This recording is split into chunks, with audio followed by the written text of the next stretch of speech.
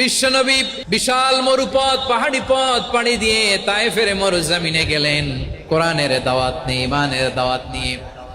কিন্তু তায়েফের লোকেরা বিশ্বনবীর দাওয়াতকে শুধু প্রত্যাখ্যান করেই থামে নাই, তারা বিশ্বনবীর সাথে অত্যন্ত খারাপ আচরণ করেছে।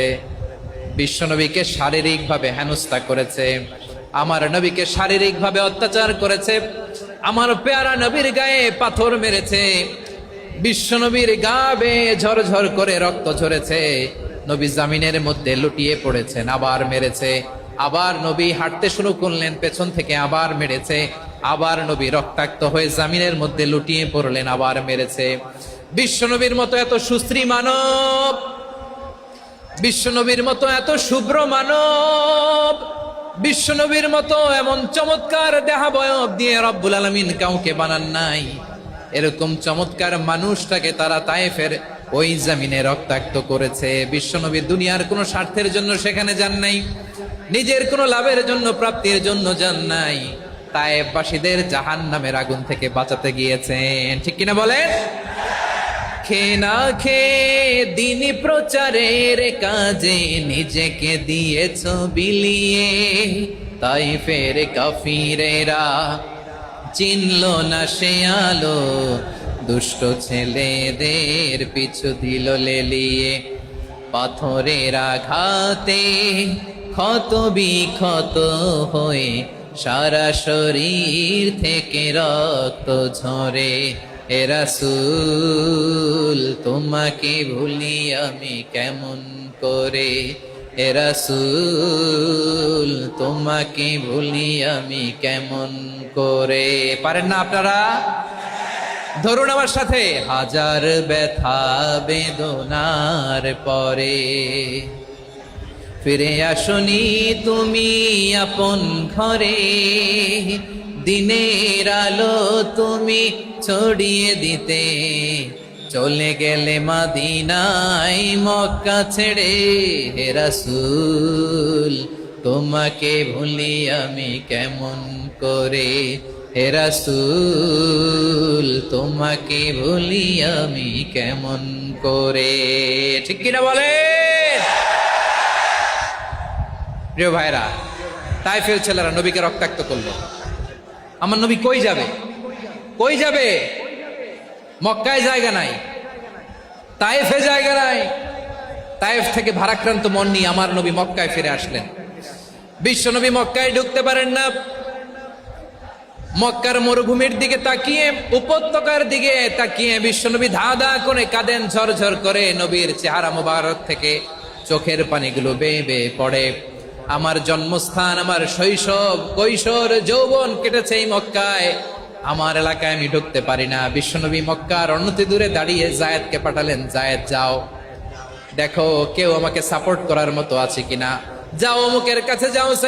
জায়েদ গেলেন, তারাও প্রত্যাখ্যান করে ফিরিয়ে দেয়। বিশ্বনবী বললেন যাও অমুক লোকের কাছে যাও, তিনিও প্রত্যাখ্যান করে ফিরিয়ে দিলেন। কেউ বিশ্বনবীকে আশ্রয় দিতে রাজি হয় না। নিজ জন্মভূমিতে বিতাড়িত বিশ্বনবী, সর্বশেষ বিশ্বনবী বললেন যাও মুতঈম ইবনে আদির ঘরে যাও। মুতঈম ইবনে আদি মুশরিক, তার কাছে যাও। গেলেন, মুতঈম ইবনে আদি রাজি হয়ে গেল। সুবহানাল্লাহ বলেন। দেখেন, অনেক বিপদের সময়ও আমি নিজে সাক্ষী, সামাজিকভাবে, রাজনৈতিকভাবে কত ঝঞ্ঝা, কত ষড়যন্ত্র, কত কনস্পাইরেসি পাড়ি দিয়ে আমাদেরকে সামনে এগিয়ে যেতে হয়। এই শত্রুদের ভেতরেও একজনকে দাঁড় করিয়ে দেয় যে আল্লাহর কোরআনের জন্য রেডি হয়ে যায়। পড়েন সুবহানাল্লাহ। মুতঈম ইবনে আদি, আল্লাহ তার মনকে নরম করে দিলেন। মুতঈম বলে, মুহাম্মদ আমি তোমাকে আশ্রয় দিব। তার দুই ছেলেকে পাঠালেন, যাও খোলা তলোয়ার নিয়ে, স্কট দিয়ে, গার্ড অফ অনার দিয়ে মুহাম্মদকে মক্কায় ঢুকাও, আর বলো আমি আমান দেব। আমান কি দিব?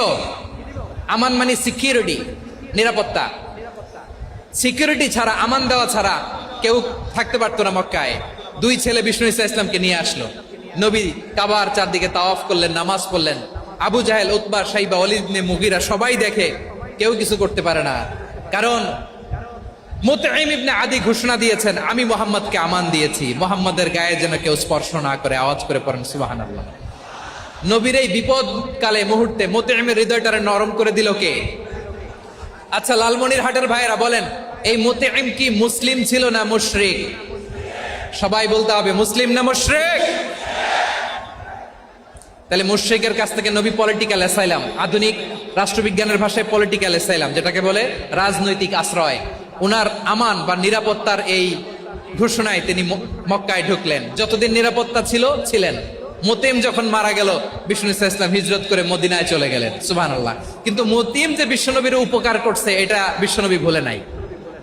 আমাদের অনেকে আছে উপকার করার পরে আর খেয়াল থাকে না, খাওয়ার পরে গলা দিয়ে নামলে আর খেয়াল থাকে না, এরকম আছে না নাই? আমার নবী ভুলে নাই। বদরের প্রান্তরে 70 জন কাফেরকে যখন বন্দী করে বিশ্বনবীর সামনে হাঁটু গেড়ে দাঁড় করানো হলো, বসানো হলো, 70 জন কাফের। কয়জন? বিশ্বনবী তাদের দিকে তাকিয়ে বললেন, সহিহ বুখারীর বর্ণনা, লাউ কানাল মুতঈম ইবনে আদি হাইয়ান সুম্মা কাল্লামানি হাউলাই নাতনা লা তারাকতুহুম লাহু। বদরের প্রান্তরে 70 জন বন্দী কাফিরের দিকে তাকিয়ে আমার নবী বললেন, আজকে মুতঈম ইবনে আদি যদি বেঁচে থাকতো আর তোমাদের 70 জনের ব্যাপারে যদি মুতঈম এক বাক্যে একটা সুপারিশ করত, তার সম্মানে আজকে তোদের সবাইরে আমি মাফ করে দিতাম। সুবহানাল্লাহ নাই? ওই যে চিল্লাচিল্লি যে কথা বোঝে নাই, কোন জিনিস মিস করছে ওরা নিজেরাও বোঝে নাই। বিশ্বনবী মুতঈমের এই সাহায্যের কথা বলে নাই। 70 জন মুশরিক হাঁটু গেড়ে বসা, নবী চাইলে এখনই এক্সিকিউশন অর্ডার দিতে পারে। তিনি বললেন, আজকে যদি মুতঈম বেঁচে থাকতো আর মুতঈম যদি তোদের জন্য সুপারিশ করতে, এই আবর্জনাগুলোর ব্যাপারে সুপারিশ করতে, আমি মুহূর্তেই তোদেরকে এমনি মাফ করে দিতাম। এবার বলেন, ইসলাম কি ন্যারো মাইন্ডেড না ব্রড মাইন্ডেড? শুধু তাই নয়, যাকে যে সম্মান দেয়ার আমার নবী দিতেন, হোক আস্তিক হোক নাস্তিক, হোক মুসলিম হোক অমুসলিম।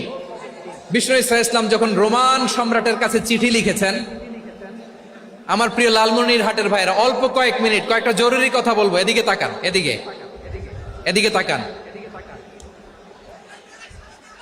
রোমান সম্রাটের কাছে বিশ্বনবী যখন চিঠি লিখলেন মিন মুহাম্মদ রাসূলিল্লাহ ইলা হিরাকলা আযীমির রোম।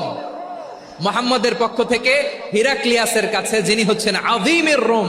এটা নবী নিজ থেকে বানায় লিখছেন, অতিরিক্ত সম্মান দিয়ে। কোন রাষ্ট্রপ্রধান যখন আসে তাদেরকে আমরা কি বলি জানেন? তার নামের শেষে HE এটা লিখতে হয়, H.E. মানে হিজ এক্সেলেন্সি। কি লেখে? হিজ এক্সেলেন্টি, অথবা ইউর হাইনেস, ইউর ম্যাজেস্টি। দেখেন, বিশ্বনবী সাল্লাল্লাহু আলাইহি ওয়াসাল্লাম সব নবীদেরও নবী। তিনি একজন মুশরিক খ্রিস্টান সম্রাট, রোমান সম্রাটের কাছে চিঠি লিখতে যায়, লিখতেছে ইলা হিরাকলা আযীমির রোম, হিরাক্লিয়াসের কাছে আমার চিঠি, যিনি রোমের আযীম, হিজ হাইনেস, মানে রোমের অনেক সম্মানিত এক বাহাদুর। আওয়াজ করে বলেন সুবহানাল্লাহ। তার মানে যাকে যে সম্মান দেয়ার এটা বিশ্বনবী দিতেন। এমনকি যে ইহুদিরা ভালো ছিল, এই ইহুদিদেরও প্রশংসা করেছেন বিশ্বনবী মুহাম্মদুর রাসূলুল্লাহ সাল্লাল্লাহু আলাইহি ওয়াসাল্লাম।